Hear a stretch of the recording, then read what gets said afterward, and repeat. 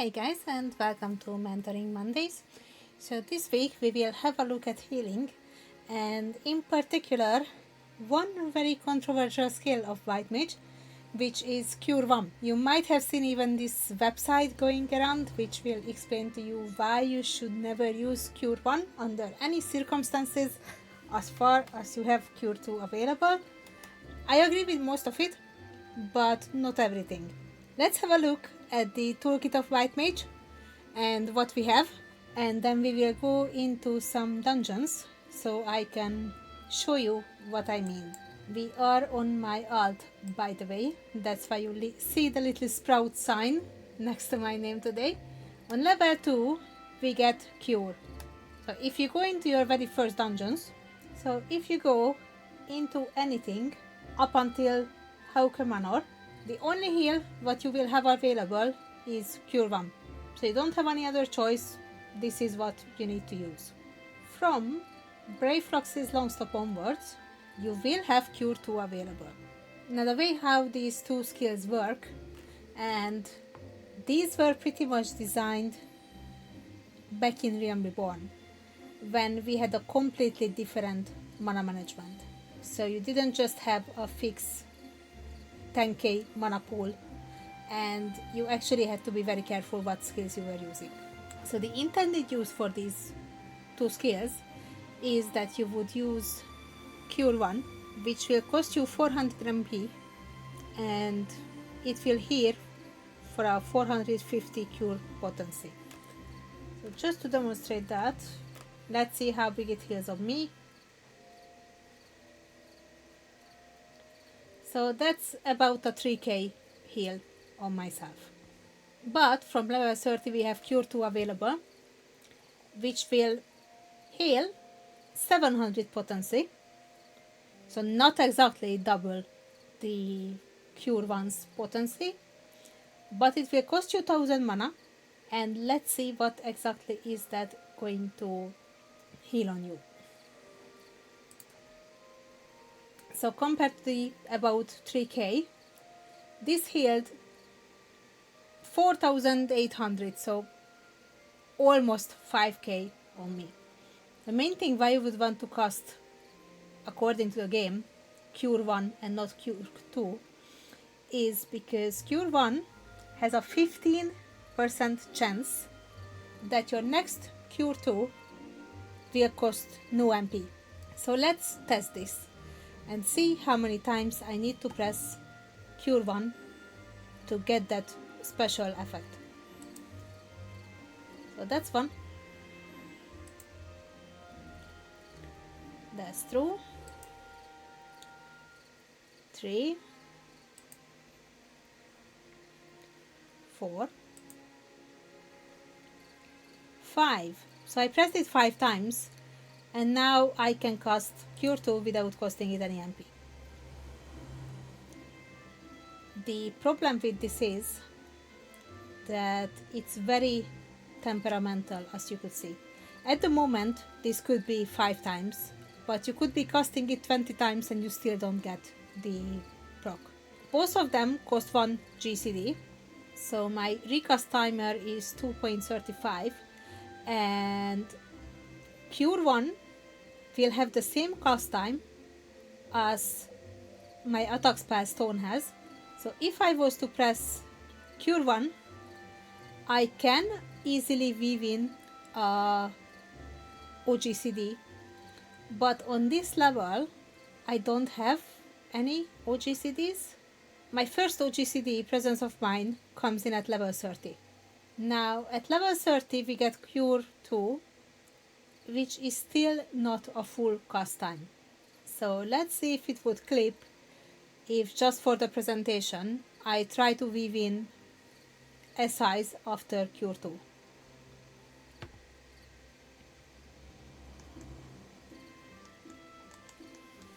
There might be very slight clipping, but also I'm slow.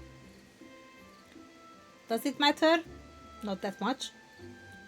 I can show it to you on Presence of Mind with Cure 1, what difference it's going to make. So with Cure 1, I could definitely weave in that OGCD. Now when you are in a dungeon and you are healing a tank, you also want to do some damage. In lower level dungeons, the only damage what you have is your dot, arrow, and you have stone, which is your single target GCD. The idea behind not wanting to fish for the free Cure 2s and just ignore Cure 1 and start using Cure 2 so you can damage more is true, yes. But there are certain levels where I wouldn't take it that seriously. So the point where I completely agree with the statement that you shouldn't be using Cure 1 anymore is when you get your first Lily spells. So that's at level 52 when you have Afflatus Solace. As you start doing damage and you are in combat, your Lily gauge is going to generate and you will get 3 lilies which you can use for heals. These are insta cast heals. So you have plenty of time to weave in any OGCDs, to move, to do anything. And honestly, most of the time, between like level 50 and 60 content, you are not even going to use all of your lilies unless something happened. I use them more times on DPS than actually on tanks, if the tank was good. But people argue that, for example, in a dungeon, like Brave Procs, Longstop, Quan, Cutter's Cry, and especially like Stone Vigil and Zemael Darkhold, you shouldn't be using Cure 1, you should be using only Cure 2. Now these are the dungeons compared to your introductory dungeons where things can get a bit spicy. At Brave Procs there are some very big pools. At Karn you have the bees. Cutter's Cry has a lot of terrain damage as well, so if you are sending in those quicksands, then you will get damage from that as well. And Stone Vigil is probably one of the worst leveling dungeons where things can get really, really spicy. Now, someone new to healing might panic if they see a tank rapidly dropping in HP. And even if we ignore the simple fact that they are trying to fish for the free Cure 2, the reason behind them wanting to use Cure 1 can be 2 reasons. Either this is what they used so far and they are still getting used to, oh, I have a bigger new button to press, or they can see the cast time and they will say, but Cure 1 is faster, the tank's HP is going down, I don't know what to do, I fear that they are going to die, so I will use the fastest skill I have available, which is, I think, a perfectly valid reaction from a newbie healer. Now the reason why you should try and get away from this habit, because on the long run it will be a lot less stressful for you if you start using Cure 2. It's a bigger heal, it costs you more, it's more than double the mana cost as Cure 1, but it's not healing the double. But believe me, even that 1.5 more or less potency than Cure 1 will make a difference. So you can see a tank dropping down to half HP, you will cast Cure 2 and you will be fine. That tank will be almost on full HP. But if you cast Cure 1, that's not going to be enough. So you either have to cast another Cure 1, or you decide that you panic more, so you will cast a Cure 2 anyway. So that's 2 GCD heals, and on the long run it will be more mana for you because you had to use the mana for Cure 1 and use one for Cure 2 as well, and also you were not doing much damage. And the more damage you do to the mobs, the sooner the mobs will die and the less you will have to heal your tank. But I would say that during these end of Realm Reborn dungeons, which are like still leveling, you didn't get a proper gear yet, your tank didn't get a proper gear yet, and the whole thing is just a mess, and depending on how experienced tank you get. So in these dungeons, most of the time, you will be chain healing.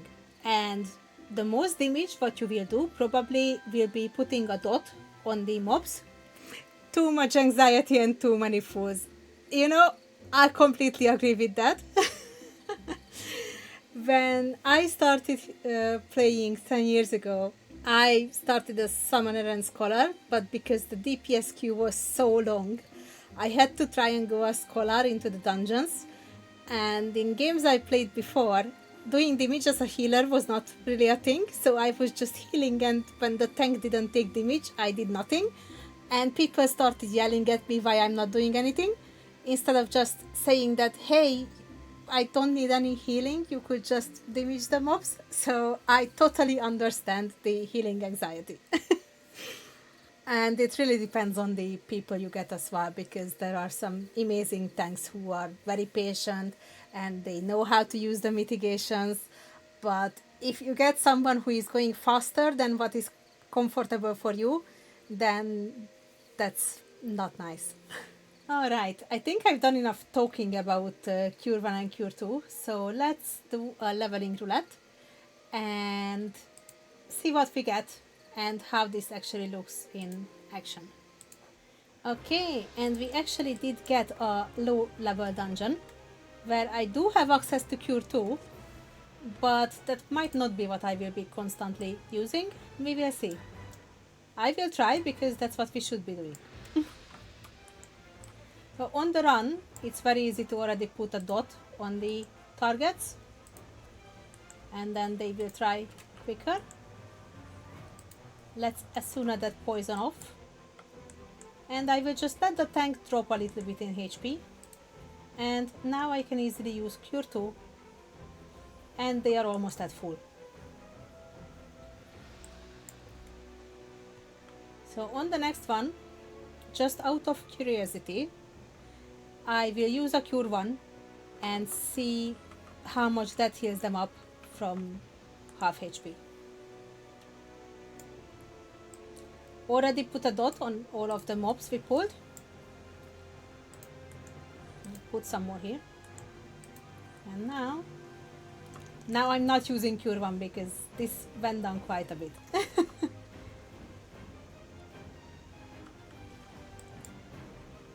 And I didn't move out of the AoE in time. Come on.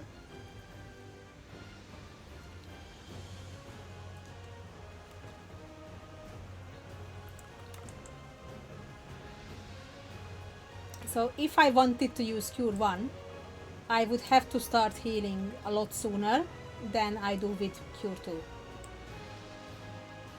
Because if you start casting it at half HP, then it's just not going to be enough. I don't have any regen yet, and that's another reason why these dungeons are not too easy. Also, healers like Scholar and Sage, they don't have access to any of their OGCD heals. Okay, so now I will cast a Cure 1.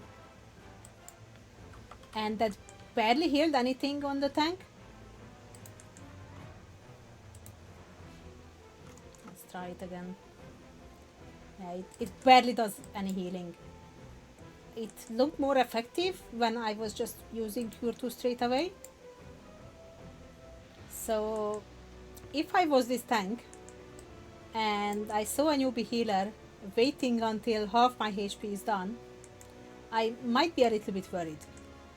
So if I don't die and I don't see the healer struggle, I don't really mind if they just use a Cure 1. As long as when I need it, they are not trying to fish for the free cure and they just use Cure 2 straight away. Because here, where they only needed a little bit of healing, it didn't really matter if I used Cure 2 or Cure 1, and Cure 1 was less mana, so why not?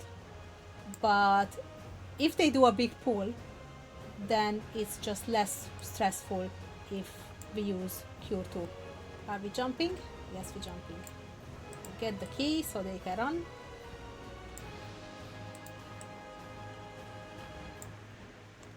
And here I will actually swift cast a Cure 2 on them, so they don't die by running.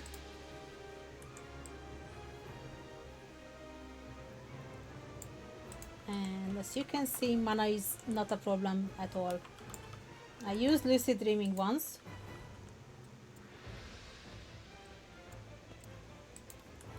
doesn't have a dot yet.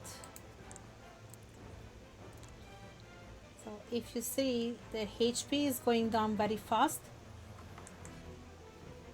and I did have to use 2 cure 2s in a row. So by the time you put that cost together, even if you think that a cure 1 was going to be enough, it might not be. Now it is, so I'm not going to waste my mana on a cure 2. Put a dot on this mob, and we had a machinist, so that's instantly dead, which is nice. So these are those dungeons where if you are a leveling healer, you might be still used to using cure 1 and only have access to cure 1. So you will instantly try to use it a bit more out of instincts, but really, especially here where it's just 2 mobs, I can wait until I can use that potency of cure 2. When we go out of here, we will try and look at the skills of Scholar.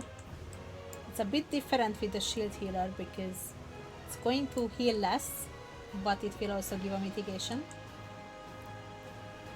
And as a Scholar, you have somehow less will to press the low heal ability physic than you have on White Mage pressing the cure 1 instead of the cure 2.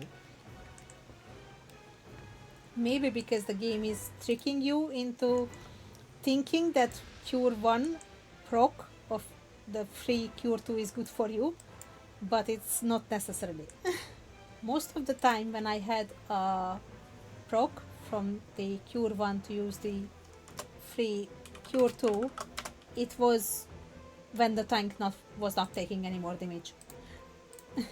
Let's swap to Scholar and look at the Scholar abilities. So with Scholar, we have Physic, which is basically our equivalent of Cure 1. Same potency, and at level 30, so on the same level where White Mage gets Cure 2, we get Adloquium, which is a 300 cure potency, costs 900 mana. It used to be 1000 like White Mage's Cure 2, but it will also apply a shield. Now, there are 2 reasons where Scholar manages a low level dungeon easily and more easier than White Mage. So the fairy is going to insta heal whichever target they want to, and we also have a regen from the fairy, which we don't have with White Mage on that level. What we have from White Mage is a GCD party heal, but this heal from the fairy, this is an OGCD. Physic is a 1.47 cast time here, and Adloquium is 1.97.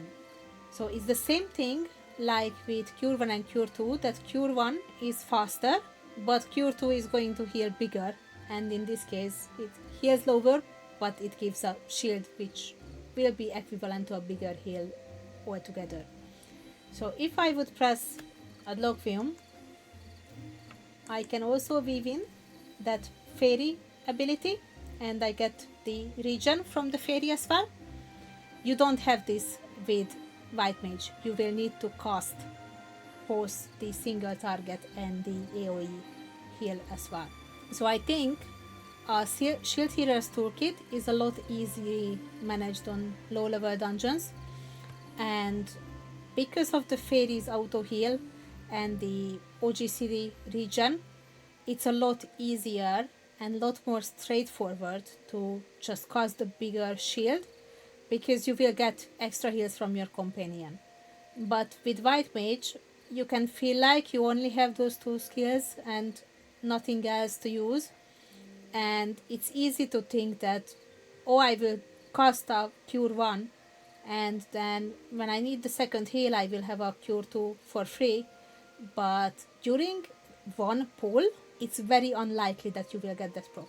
Still, if you are just starting out as healer and you are more on the anxious side, it's perfectly okay to heal the tank when they are only missing a little bit of HP, and for that using Cure 1 is better, But as you get more comfortable and you can tell how much your skill is going to heal, then it's better to let the tank drop down a bit more and just use cure 2 instead of 2 cure 1s. Just to have the same comparison, we will go into the same dungeon with Scholar as well and see how easier that's going to be. Okay, so same dungeon, I have my fairy, I don't have any of my ether flow abilities, and we got the same tank. Alright. They will think me crazy. Okay, let's put a shield on the tank.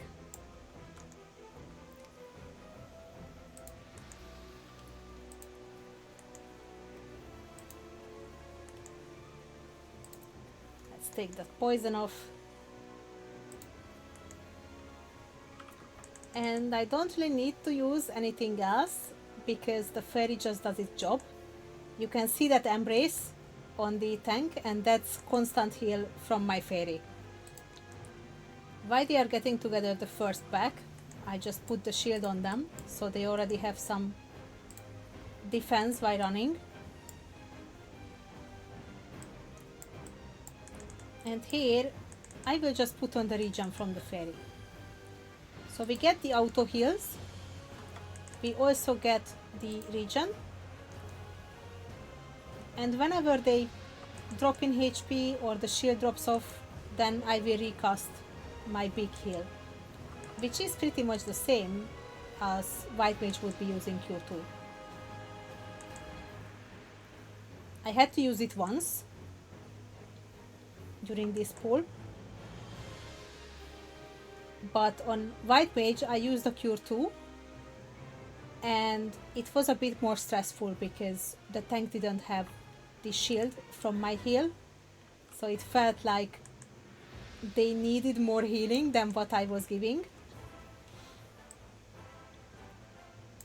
I would have been very anxious healer, even more than I was when I started, if I started with White Mage. The shields just give that extra peace of mind that the tank is going to be fine. We are going into the boss room again. Nice. So they got that shield from me, they got the fairy regen, and I still don't really need to heal them. Now they are down to half HP, so I will.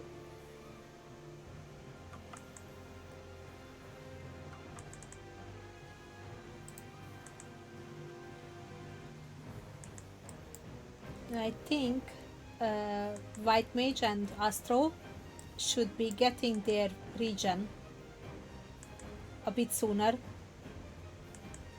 because with this fairy ability, and Sage has the equivalent of this one as well with a party regen, shield healers are really superior in lower level content, especially with the auto heals from the fairy.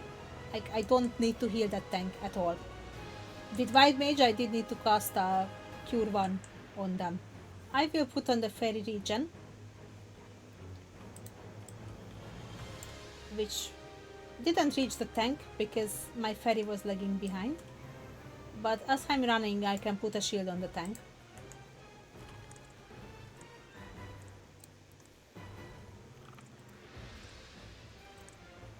On these two big ones it's still okay to put a dot on.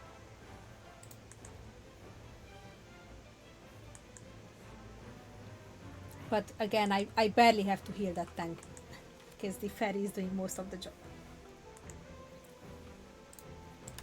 After this we will go back to White Mage and do a few more of these low level dungeons, like the higher level ones, to see which comes naturally to use, like Cure 1, or it will be less stressful to use Cure 2. Use the shield here because we are getting more mobs, plus my fairy regen, but I'm not going to bother to take that poison off because I can easily heal that. and I rather spend the GCD on actually putting a shield on them. And by the way, here you should be killing the Jester first, because it uses these ice spikes, which is quite a nasty one. And let's take this debuff off people, because it's not nice if they can only run and attack slowly. If you attack slowly, that's less DPS, right? But this is a very good tank, because on both runs they were using every mitigation available to them. But it can especially make your life hard as a healer if you are just starting out and you also got a newbie tank who doesn't know yet how to use the mitigations. Then probably you will be just chain healing the entire dungeon, and in that case I totally support using Cure 1, because you will be happy if you get a Cure 2 and not cost any mana.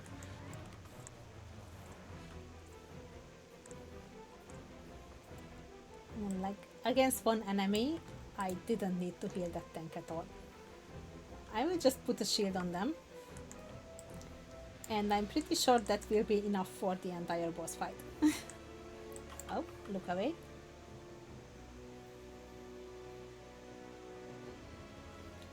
Probably I could have greeted him one more GCD there, but we are not here to greet. I don't even know if we need to kill the at this point, because the boss is just dying so quickly. And that was the same dungeon with two different healers, a regen healer and a shield healer. I have to say that I was less anxious with the shield healer, it just felt so much easier. But let's get back to White Mage. Let's go to Stone Vigil, because this is the one where I usually feel like so many things can go wrong. Let's see if we get a big pulling tank or a small pulling tank. And the hard bit of these dungeons is that you don't have AoE yet. Okay, so Zema Darkhold is already fine, because you will get things done from 46 above. So if we go into the next dungeon, we will have AoE there. In Stone Vigil, we will get things done from 43, and we would only get AoE at 45. So this is why this dungeon is so painful, because we still don't have OGCDs if we are going with a shield healer. Like Scholar doesn't have the Aether Flow abilities yet, and now we are going with a White Mage and we won't have AoE yet. So it's pretty much just heal the tank and single target DPS the mobs while the tank is trying to do big pulls. So after this one, we will go into Zemael Darkhold just to show you how much difference having that AoE means. I will bring some extra mobs for the tank, and we will see how that goes. So he is picking these ones up, that's good. And I will sprint across and bring these two mobs for the tank.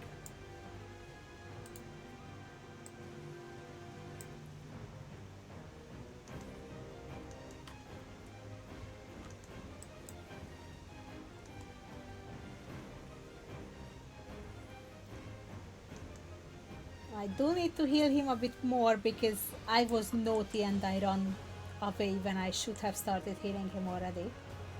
But that was 2 Cure 2 casts. That's a third one.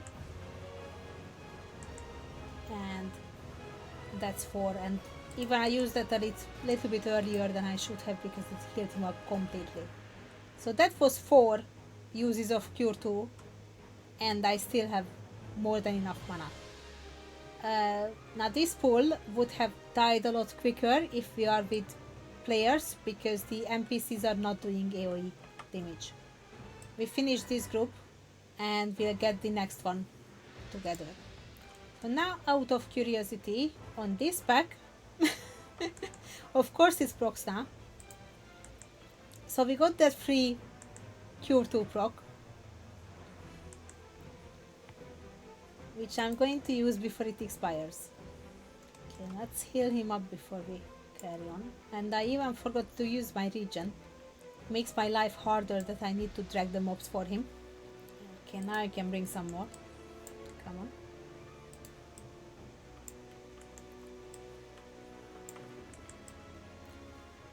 And he's being naughty, by the way, because he runs out of my line of sight.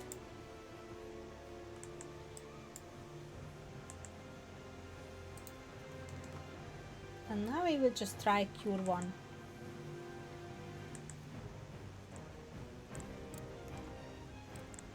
So when I cast cure 1, I get that feeling that I instantly want to heal him again.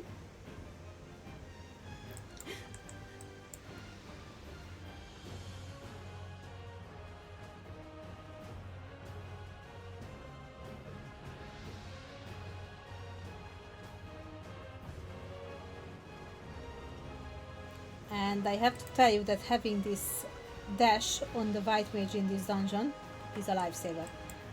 Oh, he's not moving out of those flames.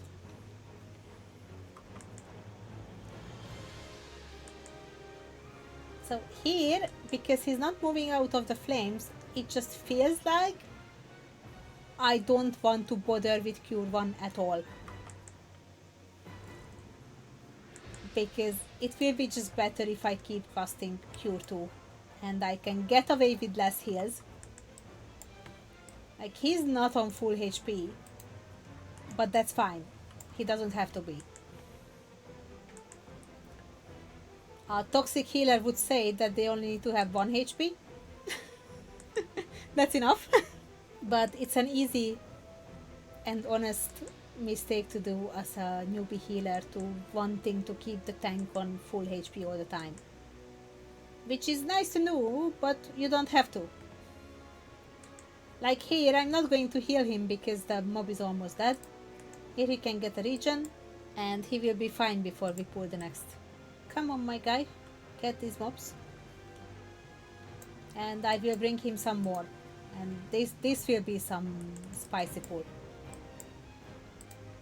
Okay, so I will drop a regen on him.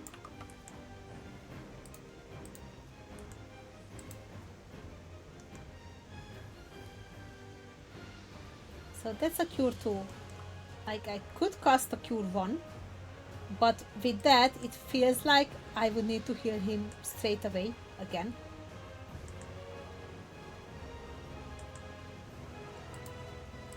So let's put a cure 2 on him.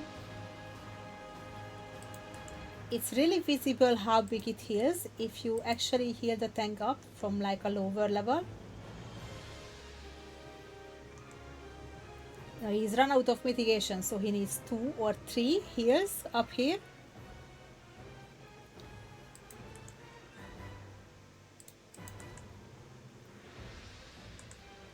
And in this dungeon, you will get this a lot with players as well, because they will be undergeared, or the tank won't know how to use the mitigations, or the DPS is not going to do enough damage.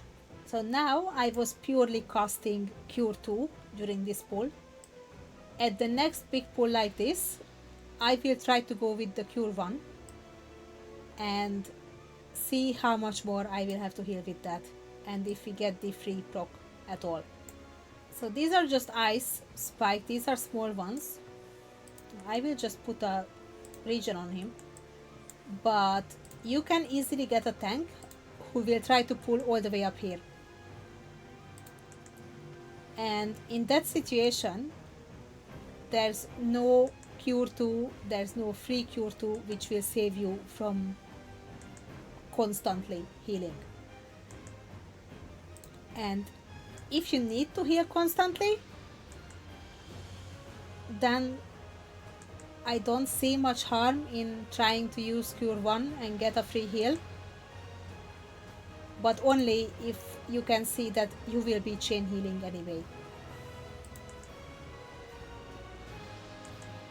Like here, just with these 3 mobs, I can easily throw in some damaging spells as well. So I didn't want to use cure 1 here. Okay, this will be just 3 small mobs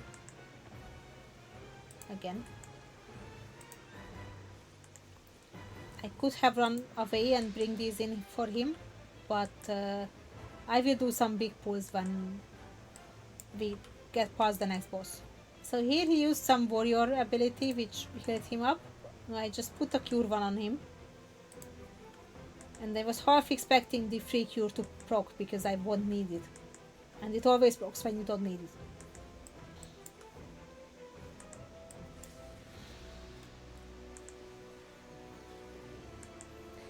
Don't ask me why is the Thaumaturge using the limit break and not the melee. This is not teaching you proper things. It should be the melee using that limit break.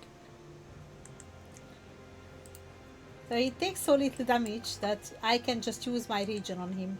He doesn't really need anything else. And in the previous pull where I was constantly using Cure 2, I didn't use Lucid Dreaming, which is my mana regen skill. But I only got down to like half mana. So even if I had to heal longer, I would have been still fine. I think he should get Time Buster soon. Yeah, there's a Tank Buster. But he is using mitigation. So he didn't get any damage from that Tank Buster. I just put a regen on him and that's fine. If he didn't use mitigation, then I would have used a Cure 1 or Cure 2 to heal him up.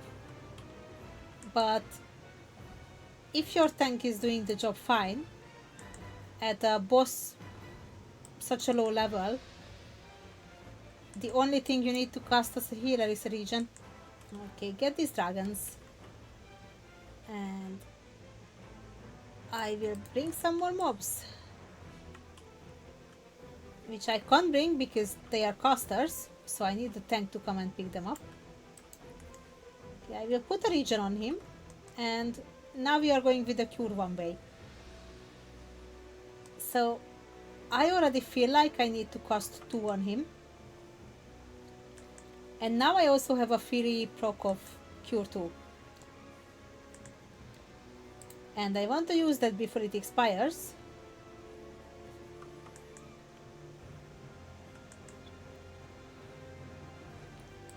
Let's put another regen on him.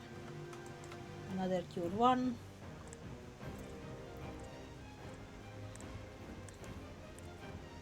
He's on full HP, so I'm not even going to waste my regen.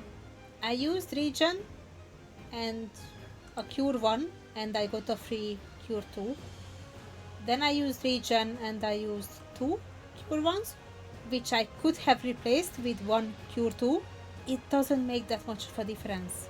Yes, it's more beneficial, I will bring him more mobs, to just use Cure 2. Because you might be able to squeeze in 1 more GCD. See, I got the free proc again.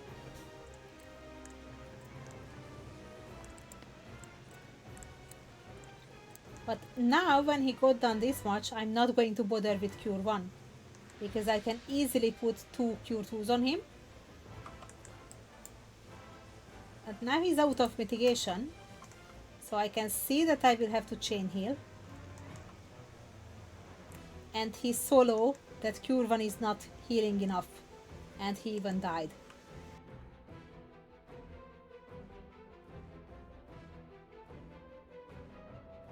So there, because the tank was out of mitigations, and I was trying to go with Cure 1, because I will have to chain heal anyway.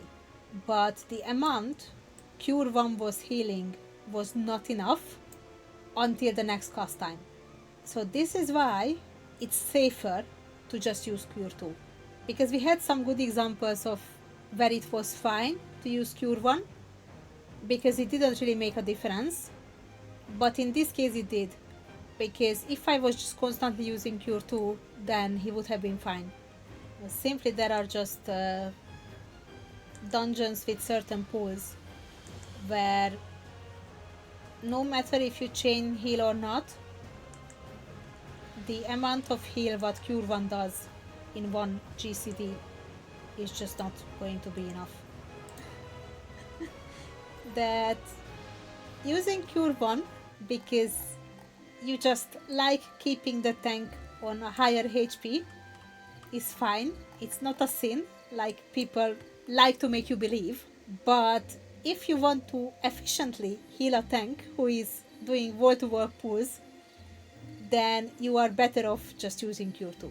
And I see a lot of healers who are hogging Benediction and not using it because they think that's some kind of emergency button. Well, in some way, yes, it's an emergency button, but for example, during a big pull in a dungeon, you can just let the tank drop down, and then with one button you can heal them up, and that's a lot easier on you than constantly casting heals. Okay, so let's try to go into a dungeon now where we actually have AoE and see how healing changes if we have AoE. Zema Darkhold.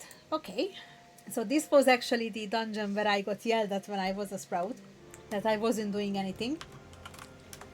And that's because you get these blue crystals, and if you stand in those crystals, you don't take damage. And I didn't know that. We were standing there, I was waiting for the tank to take damage and nothing happened. And they yelled at me to do something or they will kick me from the party. It wasn't a nice experience. I didn't go into a dungeon with healer ever again.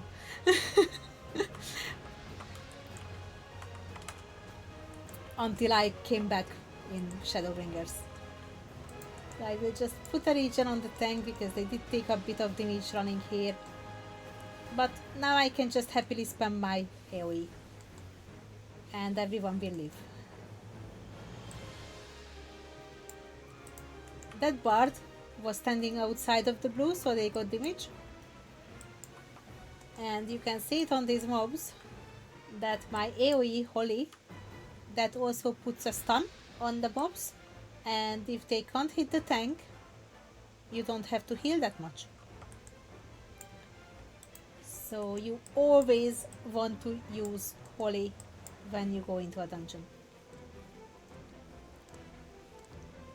This dungeon can be very tricky because you start it off with these blue crystals. So you get used to people not taking damage, and then if you do the same big pulls later down the line, those pulls can be quite nasty. So vibes in the second half of this dungeon are quite common. That's why it's a good one to do, because we will see again the difference between Cure 2 and Cure 1. We don't need to look away because it's just the cone AoE in front of him.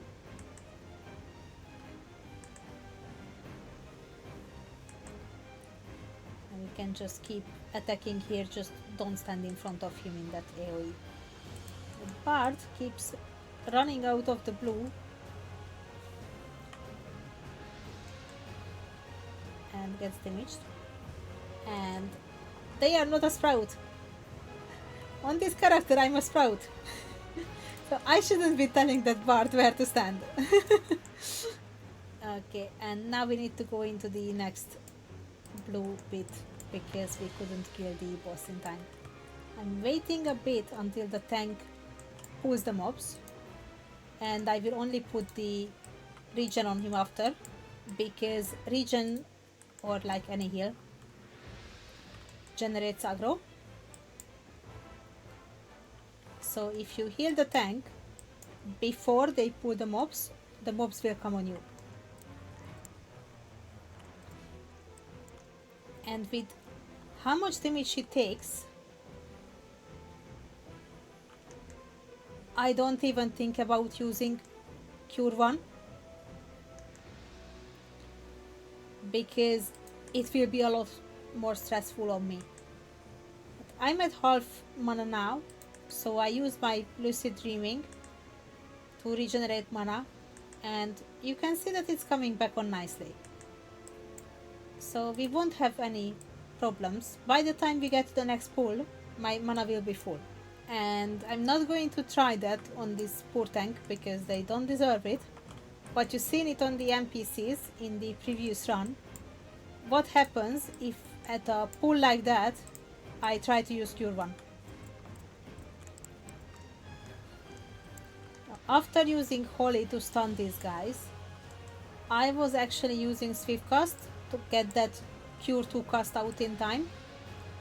And I always start using Cure 2 more or less around where he's on half HP. And it never heals up to full. So you definitely have the need for that amount of HP in one cast. Again, on this pull I got Lucid Dreaming back, but I haven't even had to use it. My mana is back to normal again, so you don't need to fear that you won't have enough mana. If you use Lucid Dreaming, and maybe if you bring a few potions with you, just in case, then you will be absolutely fine. Using Cure 1 when the tank is taking so much damage is just more stressful on you. Let's use a heal because people are getting stoned and not the fun way. And this is a spicy one again because you just don't know what people decide to do. If they want to stand in this thing while killing the mobs, or they want to kill all mobs first, or what do they want to do. But by the looks of it, this pull is stressful as it is. I'm going to Swift cast a Medica 2 now. Or Medica, that's just simple Medica. And I'm using Cure 2 on the tank, and it's not too much. He does need that healing. Could I cast Cure 1? Yes. But it would be stressful on him, and most likely he would die. And it would be also quite stressful on me, because I would be panicking that the tank is going to die. Now you can also look at it this way. If you were the tank, which healing would you prefer? Where you are unsure if that heal is going to be enough for you, or a healing where you definitely get healed enough? Yes, indeed, better to be safe than dead. Now, that's why I can't exactly say that using Cure 1 is bad, because there are situations where it might be easier for that healer to just quickly cast Cure 1 on you. Smaller heal, but if you don't die and you have enough HP, then it's fine. But don't try to use that smaller heal, because you get tricked by the description that it will proc the free Cure 2 for you. Because knowing how RNG is in this game, that happens at the worst situations, when you don't need it anymore. Most of the time. Yes, it totally depends on the situation, and why I decided to bring this up, because some high-end players, they mean well, but they are trying to scare people and phrase it in a way that using Cure 1 is straight away bad.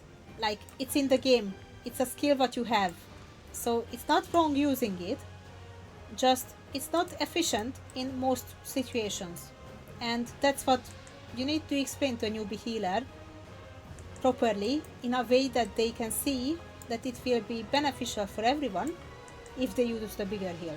Because someone actually put a website together with all the stats and like calculations behind how many extra attacks you can do if you use this heal and not the other one. But that's not going to help someone who is just learning to heal. Like, they need to see it, what happens. Now, if I tried a bigger roulette now, then definitely we will get a smaller dungeon. So I will just handpick a few dungeons from here. This thing's down from 52 as well. So Tetragrammaton is your level 60 skill, which is a 700 heal every 60 seconds. But I'm not going to pick a level 60 dungeon because we don't need this. for the demonstration. So we will just pick smaller ones. So here I will have my lilies. A lot of people say that these are really missing from the Realm Reborn content because they are pretty much the essence of what White Mage became through the years. So now, honestly, I don't even need to use Cure 2 if everything goes well here. I put a regen on the tank, so I'm in combat already, and you can see my lilies are generating, but I will also put dot on these guys because why not? I can refresh that regen on the tank.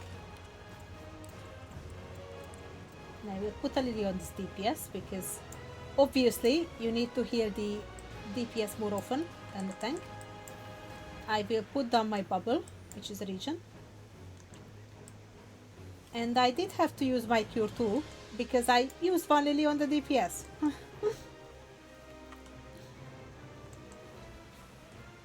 If I waited a little bit more, I could have used Benediction on that tank, literally. But now I have one more lily, so that's good.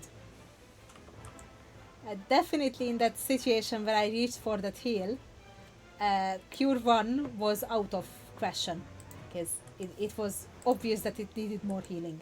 So now I have 2 lilies, which I can use on the tank. This was 1 lily. And this next one is going to be the second one. And I already have a 3rd lily, which I might need a bit later. So once you get into Heavensward content, and this is a level 51 dungeon, so if you are an actually leveling white mage, then you are not going to have this skill, the release yet, because that's a level 52 skill. But because I'm synced down, I have it. And you don't really want to overcap on them. So if you need it, use it when you have 3. But you can also just sit on them if there's no need for them to use it. Okay, so this tank is taking way too much damage already running. So I just used the lily on him.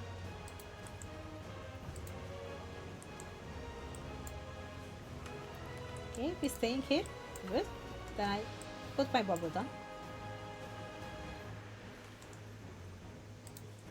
Or he was just taking the mobs up. Probably he was just trying to take the mobs up and I used the heal a bit too early. Yeah, this is the second half of this board. Sorry tank, I'm new. And when we stop, then we can just use Holy. And the good thing in Holy is that you don't need a target for it. So you can literally keep the tank in target, spam your AoE, and when the tank needs healing, you will see it clearly. You don't even need to swap targets, you can just use your Lily. At this level, there's absolutely no reason to use Cure 1 because you have such better tools. So if I would see a healer here using Cure 1, I would offer to give them advice after the dungeon, because then they got the concept of White Mage wrong. But in those Realm Reborn dungeons where we were, as long as I don't die, I don't really care what is more comfortable for them, to use Cure 1 or Cure 2. But if I die and they were spamming Cure 1, then again I would give them the advice of using Cure 2. And here, because we have so many mobs and it's hard to pick them up, most of the time you will use your AoE heal anyway because everyone is getting damaged. I have a slight PTSD from this dungeon because we came in here with my friend when she was learning to tank, and we spent 3 hours in this dungeon over and over again as we were explaining to her how to see if she had aggro on something and how to take up aggro and how to keep them on you and what else to do with them. So it was a very long learning lesson. Every time I get this dungeon in roulette, I'm reminded of 3 hours spent in this cold with a sprout tank. But you know, when you are teaching someone who never played an MMO before and haven't played a lot of games, then you need to explain all the elements of the UI. So that's the target bar, that's your enemy list. If it's green, then it's a problem because it should be red, so it's on you. All that kind of training. Okay, and we need to hide. Oh, I can't rescue them. Oh. Okay, my regen was enough.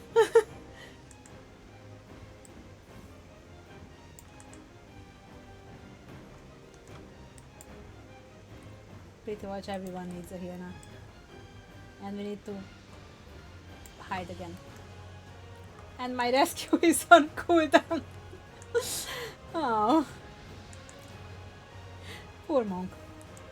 I tried to rescue them from that first one, but I was too late with it. And now my rescue is on cooldown, so I can't do anything else for them. Even with the DPS taking damage, my lilies were more than enough, because I didn't really have to use them on the tank. I will give a comb to the tank, they were nice. And this concludes our experiment with Cure 1. Thank you for coming along to this dungeon ride. So what we learned today is that even though Cure 2 is more beneficial to use in most scenarios, there are some early gameplay dungeons where it's not necessarily bad if a healer is using Cure 1 as well. It's really down to their comfort level and how they are approaching healing. If this video taught you something new, then press the like button, and if you would like to see more, then please subscribe, and see you in the next one. Bye bye!